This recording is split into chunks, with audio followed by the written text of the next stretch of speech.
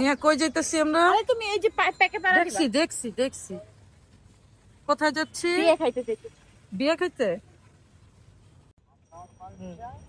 বিয়ে খাইতে যাচ্ছি এবার কেয়ার হসপিটালে। আমু প্লিজ।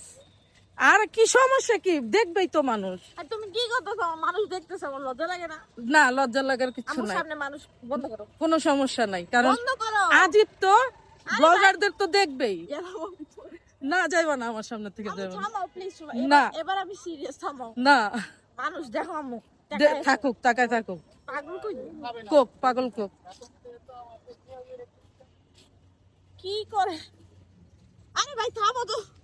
যাও।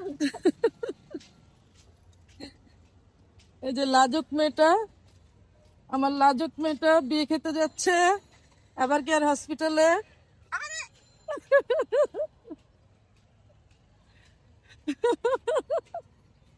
আরে ভাই তুমি পুরো তুমি আমার হ্যারাস করছো শুধু এই রাস্তাঘাটে। এইটাই ঠিক আছে।